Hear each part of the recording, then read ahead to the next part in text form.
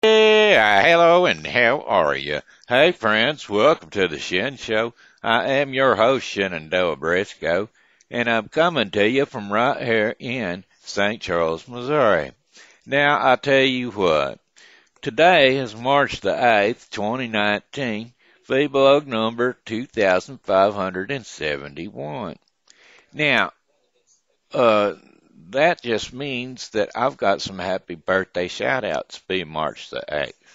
Now, I've got a happy birthday shout out to my first love, well, other than my mother, was Patti Ross. She wasn't a Patti Ross at the time. She was a Patty Peppers. But she grew into a Ross later on in life. Never did kiss a Briscoe. Well, she kissed me once or twice. I thought that it was nice, and then she moved away. So anyway, that there's out and gone. Then I got a happy birthday shout out to Shenandoah Reynolds. Never did kiss no Shenandoah Reynolds. Nor a Darin Goshen. Nope. And then, look at that. It's spelt two different ways. Then I got a happy friend anniversary shout out going out to, Beverly Jones and Porter. I think it's Keith Porter, not Porter Keith, but Keith Porter. And Scott Biondo. He's a drummer at my church. Scott Biondo. Anyway, hey Patty and Shenandoah and Darin, you're about to get a birthday song sung at you, so here it goes. I said, hey, I heard it's your birthday today. So happy birthday, I'ma say.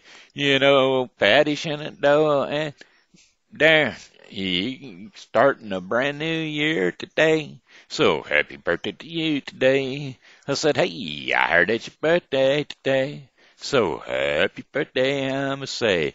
You know you're starting a brand new year today. So happy birthday to you today. And many more. Cha-cha-cha-cha-cha. Why don't we just get right on into today's weather? That's right, we need weather. The weather forecast for today, the remainder of the day, would be sun and clouds mixed, with highs around 47 degrees Fahrenheit, winds east at 5 to 10 miles per hour. Later on, cloudy skies early in, and then thunderstorms developing late. Lows around 37 degrees Fahrenheit. Winds east at 10 to 15 miles per hour. Chances of rain 80%. Now, Saturday, March the 9th, the day of the Moolah Shrine parade, will be becoming windy with thunderstorms likely. Highs around 63 degrees Fahrenheit. Winds southeast at 20 to 30 miles per hour. Chances of rain 100%. Winds could exceed occasionally over 40 miles per hour. I was about to say 140. And then Saturday night, March the 9th, partly cloudy skies and windy early and then becoming cloudy later at night. Lows around 34 degrees Fahrenheit. Winds west at 20 to 30 miles per hour. Winds could occasionally gust over 40 miles per hour. And then Sunday, March 10th, cloudy skies, highs around 47 degrees, winds 40 west at 10 to 20 miles per hour. Sunday night, cloudy skies, lows 24 degrees Fahrenheit, 28, sorry. Winds northwest at 5 to 10 miles per hour. And then looking on towards Monday, March the 11th, cloudy with highs around 48 degrees, winds north at 5 to 10 miles per hour. Monday night, overcast skies with lows around 33 degrees, winds east and northeast at 5 to 10 miles per hour. And then for your Tuesday, March 12th forecast, cloudy in the morning, then off and on rain showers during the afternoon. Hours, highs around 51 Fahrenheit. Now, winds are going to be east to southeast at 10 to 15 miles per hour. Chances of rain 50%. Then rainy, ending early, remaining cloudy and low overnight, about 44 degrees, winds southeast at 10 to 15 miles per hour. Chances of rain are 80%. Then moving into Wednesday, March 13th, we're going to have rain showers in the morning, becoming steady, with light rain in the afternoon. Thunder is possible, highs around 65 degrees Fahrenheit. 65 degrees Fahrenheit? I might actually get to go outside. Of course, I'll get wet and melt, but I might get to go out there. Winds southeast. South to southeast at 5 to 25 miles per hour. Chances of rain, 70%. Wednesday night, partly cloudy skies.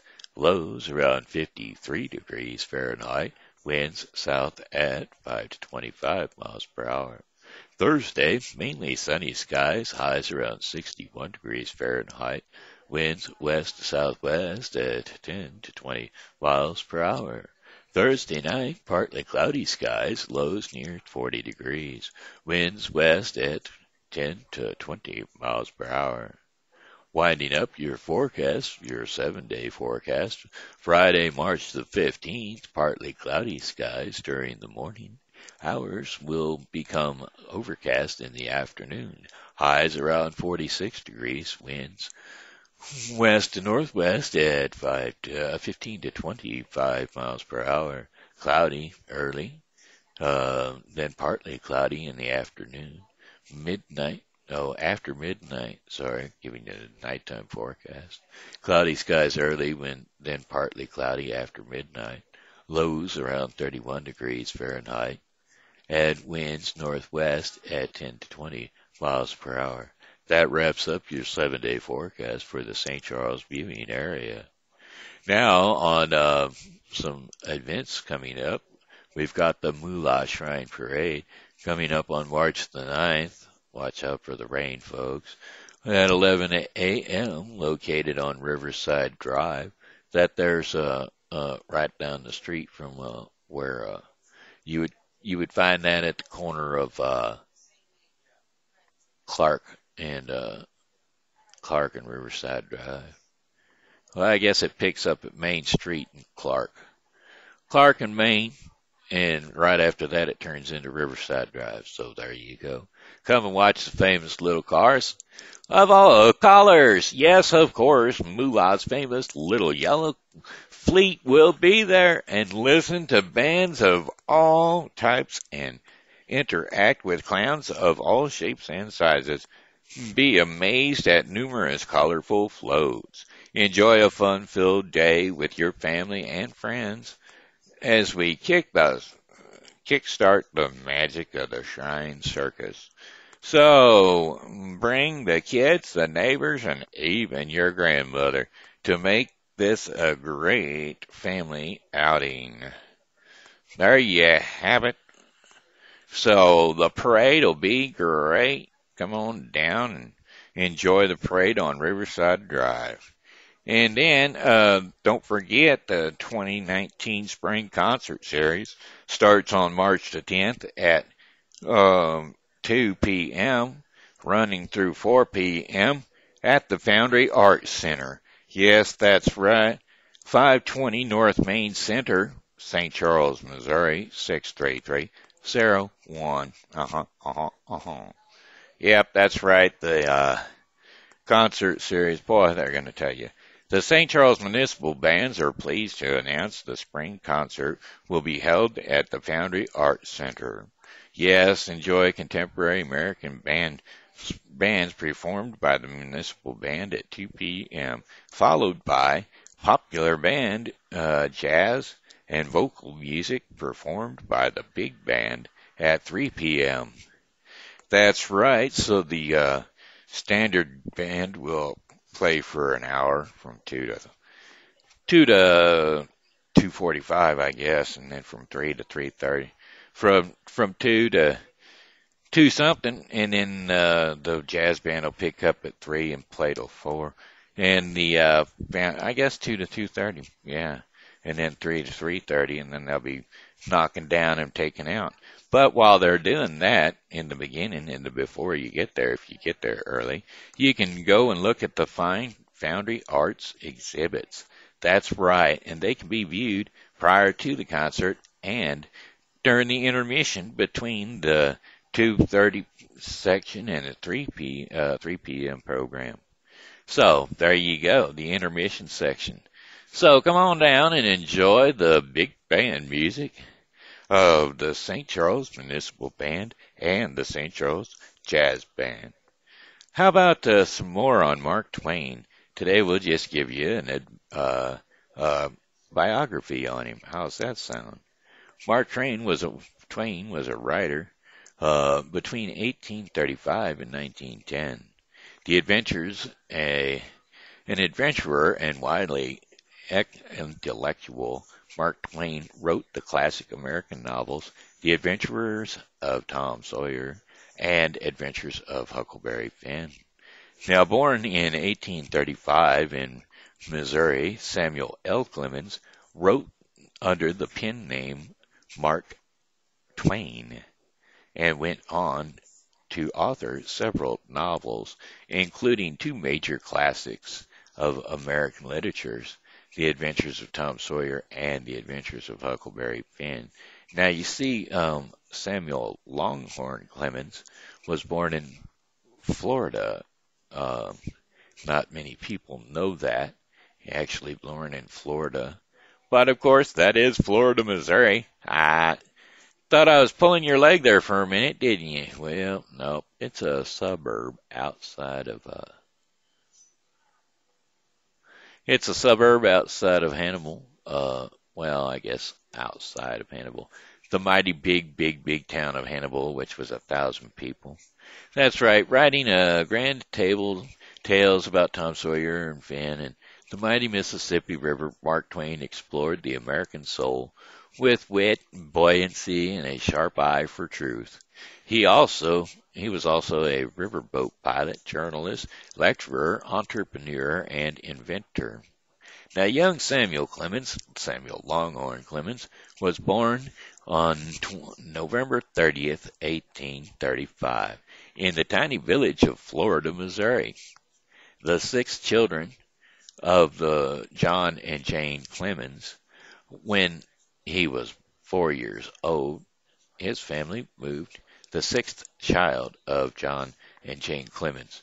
When he was 4 years old, his family moved to nearby Hannibal and the bustling town of 1,000 people.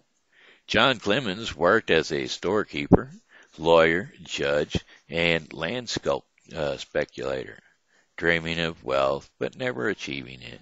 Sometimes finding it hard to feed his family, he was an unsmiling fellow. According to one legend, young Sam never saw him laugh. That'd be young Samuel. And so, his mother, by contrast, was a fun-loving, tender-hearted homemaker who whiled away many winter nights for her family by telling stories. She became head of the household in 1847 when John died unexpectedly. Now, the Clemens family now became almost destitute.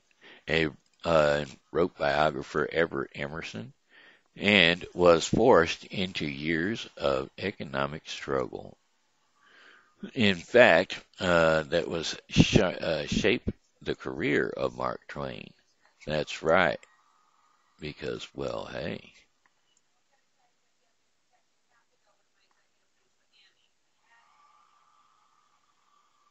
All the kids got split up. Well, now let's see. Yes, shaped the career of Mark Twain. Samuel Clemens lived in Hannibal from age 4 to age 17. The town, situated on the Mississippi River, was in many ways a splendid place to grow up. Steamboats arrived there 3 times a day, tooting their whistles, circuses, minstrel shows, and rivalists paid visits. A decent library was available, and tradesmen such as blacksmiths and tanners practiced their entertaining crafts right there for all folks to see. However, violence was commonplace there also, and young Sam witnessed much death.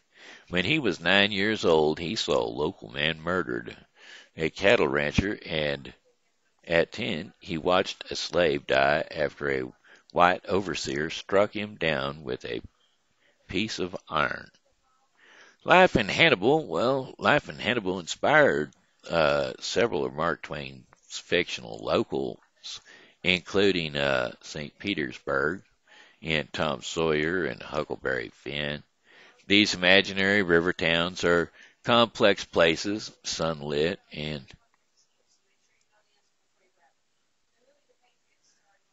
exuberant on the one hand, but also viperous nests of cruelty, poverty, drunkenness, loneliness, and soul-crushing boredom, all parts of Samuel Clemens's boyhood's experiences. This is driving me nuts. Sam kept up his schooling until he was about 12 years old, which is difficult to do back in that era because, well, most kids had to go to work before they were in the 8th grade. So I guess that would be about 8th grade right there. Anyway, till he was about 12 years old, when, with his father's dead and the family needing a source of income, he found employment as an apprentice printer at the Hannibal Courier, which paid him with a meager ration of food. In 1851, at the age of 15, he got a job as a printer and occasional writer and editor at the Hannibal Western Union, a little newspaper owned by his brother Orrin. Then, in 1857, 21-year-old Samuel Clemens fulfilled a dream. He began learning the art of piloting a steamboat on the Mississippi River. A licensed pilot by 1859, he soon found regular employment, playing the shoals and channels of the great river. He loved his career. It was exciting and well paying and high status, roughly akin to flying a jetliner today. However, his services was cut short in 1861 by the outbreak of the Civil War, which halted most civilian traffic on the riverboats. As the war began, the people of Missouri angrily split between support for the Union and Confederate states. Clemens opted for the latter, joining the Confederate Army in June of 1861, but serving for only a couple of weeks until his volunteer unit disbanded. Where he wandered, then would he find his future? Where he wandered, then would he find his future? Where he wandered, then would he find his future? What venue would bring him both excitement and cash? He answered, the great American West. That's right, so he headed that way. Heading out west in July of 1861, Twain climbed on board a stagecoach and headed for Nevada and California, where he would live for the next 5 years. At first, he prospected for silver and gold, convinced that he would become the savior of his struggling family and the sharpest dressed man in Virginia City and San Francisco. But nothing panned out, and by the middle of 1862, he was flat broke and in need of a regular job. Clemens knew his way around a newspaper office, so that September he went to work as a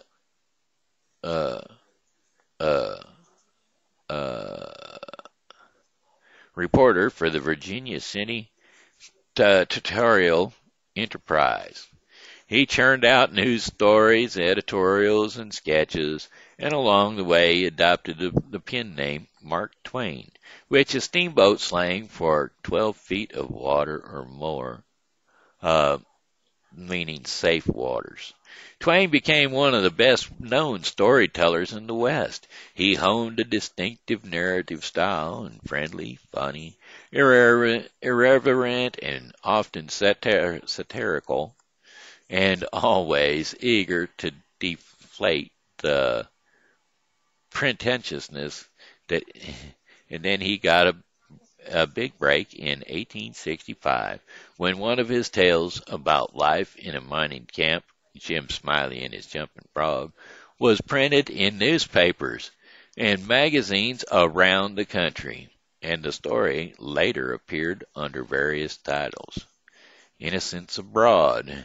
His next step up the ladder of success came in 1867 when he took a 5-month sea cruise in the Mediterranean, writing humorously about the sights for American newspapers with an eye toward getting a book out of the trip. And so it came to pass that in 1869, The Innocents Abroad was published, and it became a bestseller. At 34, this handsome, red-haired, affable, canny, egocentric, and ambitious journalist had become one of the most popular and famous writers in America. However, Mark Twain worried about being a Westerner in those years, and country's crucial life was directed by an Eastern establishment centered in New York City and Boston, a straight-laced Victorian moneyed group that cowed Twain. An indisputable and almost overwhelming sense of inferiority bounced around his psyche, and wrote a scholar, Hamlin Hill, noting that these feelings were competing with his struggles with his aggressiveness and vanity. Twain's fervent wish was to get rich, support his mother, raise socially, and receive what he called the respectful regard of a high Eastern civilization. In February 1870, though, he improved his social status by marrying 24-year-old Olivia Livy Langdon, the daughter of a rich New York coal merchant. Writing to a friend shortly after his wedding, Twain could not believe his good luck. I have the only sweetheart I have ever loved. She is the best girl, the sweetest and gentlest and the daintiest, and she is the most perfect gem of womankind. Lively, like many people during that time, took pride in her pious, high-minded, genteel approach to life. Livy. Like to live high on the cuff, is what they're saying here. Twain hoped that she would reform him, a mere humorist, from his rustic ways. The couple settled in Buffalo and later had 4 children. Thankfully, Mark Twain's glorious, low-minded Western voice broke through on occasion. Because Tom Sawyer, that's right. The Adventures of Tom Sawyer was published in 1876, and soon thereafter he began writing a sequel, The Adventures of Huckleberry Finn. Writing this work, commented biographer Everett Emerson, freed Twain temporarily from the inhibitions of the culture he had chosen to embrace. Yes, Huckleberry Finn, all modern American literature, comes from one book by Mark Twain called Huckleberry Finn.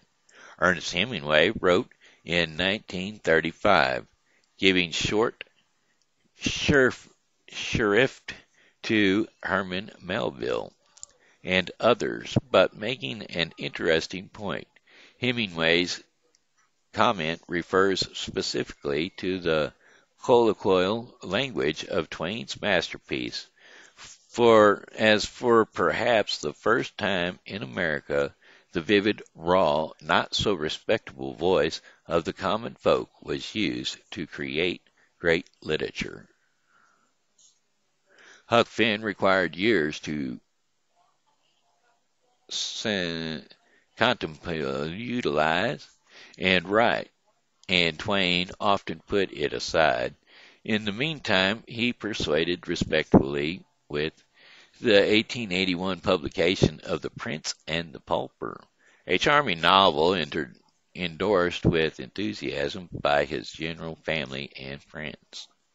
Then Life on the Mississippi. Yes, I was in that movie, by the way. In 1883, he put out Life on the Mississippi, an entertaining but safe travel book. And when Huck Finn finally was published in 1884, Livy Clemens gave it a chilly reception. After that, business and writing were of equal value to Mark Twain, as he set about his cardinal task of earning a lot of money. In 1885, he triumphed as a book publisher by issuing the best-selling memoirs of former President Ulysses S. Grant, who had just died. He lavished many hours on this and his other business ventures, and was certain that his efforts would be rewarded with enormous wealth. But he never achieved the success he had expected, and his publishing house eventually went bankrupt. Twain's fictional financial failings reminisced in some ways of his father's and had serious consequences for his state of mind. They contributed powerfully to a growing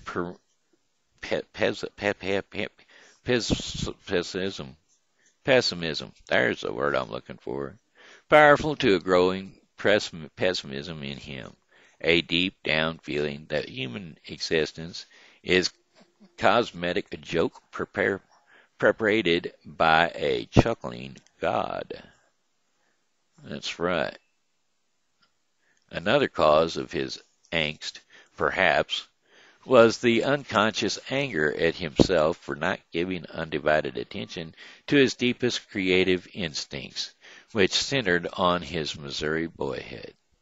In 1889, Twain published A Connecticut Yankee in King Arthur's Court, a science fiction historical novel about an ancient England.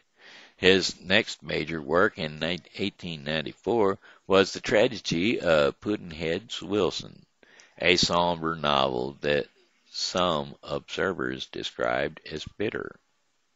He also wrote short stories, essays, and several other books, including The Study of Joan of Arc, and some of these latter works have endured merit, and his unfinished work, The Chronicles of Young Satan, have fervent admirers today.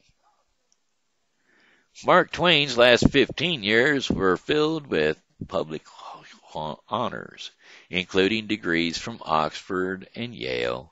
Probably the most famous American of the late 19th century, he was much photographed and applauded wherever he went.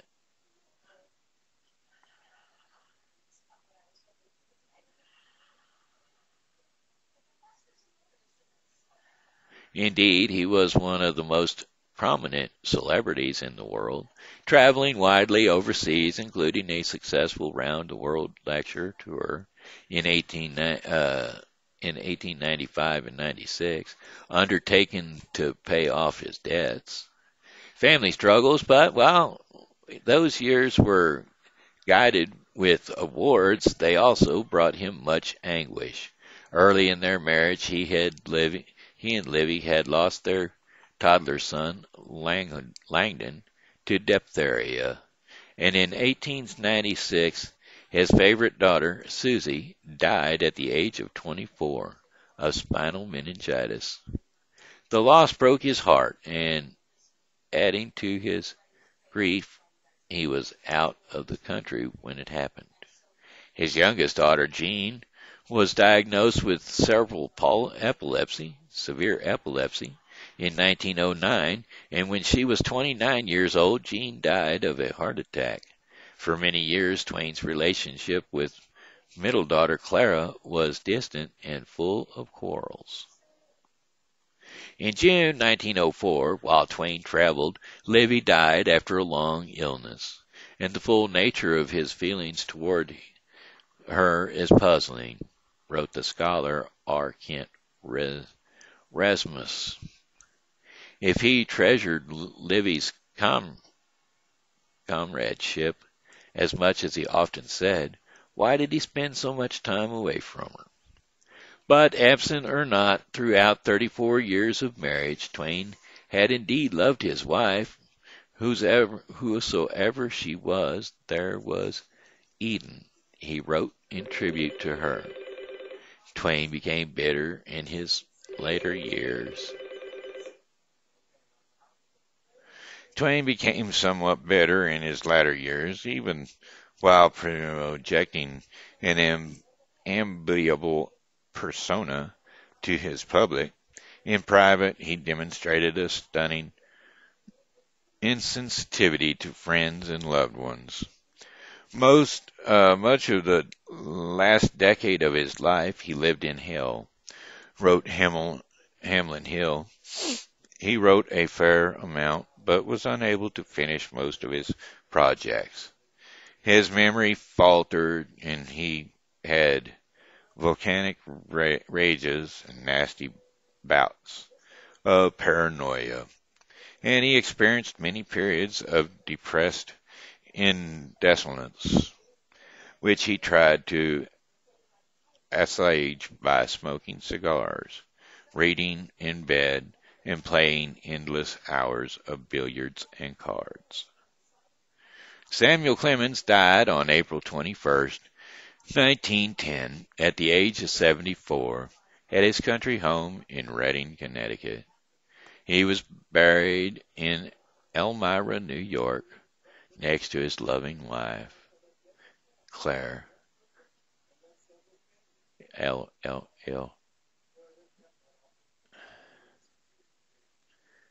So that there is your Mark Twain biography.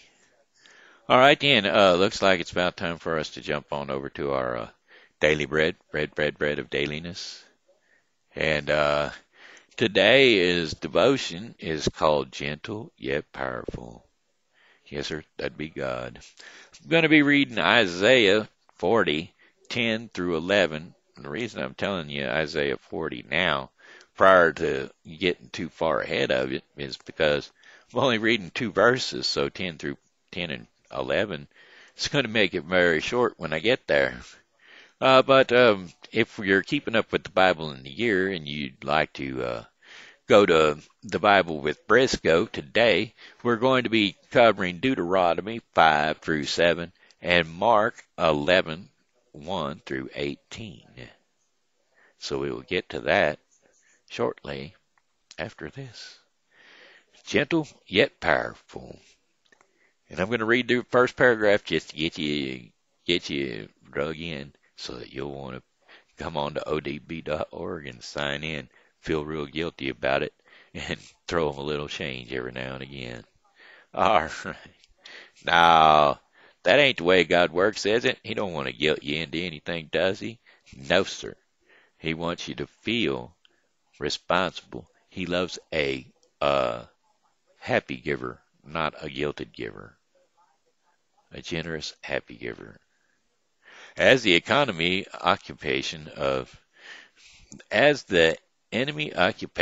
the Netherlands increased, Anne Frank and her family bravely repaired and then moved to a secret hiding place to escape the danger.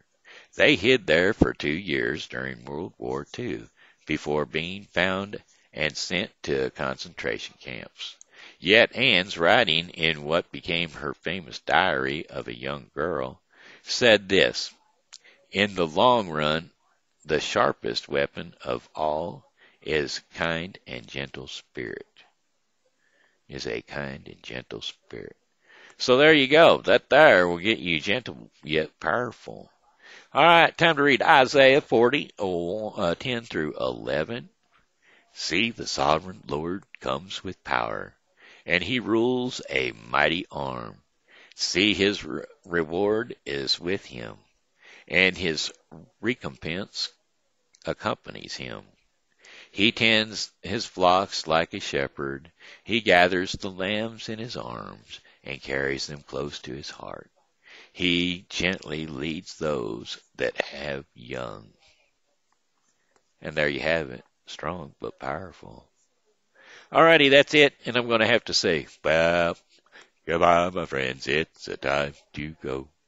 I said goodbye, my friends. It's time to go. I hate to leave you, but I really must go. So goodbye, my friends, goodbye. This here has been Shenandoah Briscoe saying hello and how are you? Thanks for tuning in to the Shen Show, and as always, God loves you and so do I. So be blessed in Jesus' name, and come back and see me again tomorrow, 'cause, well, I'll be here, and I hope you are too.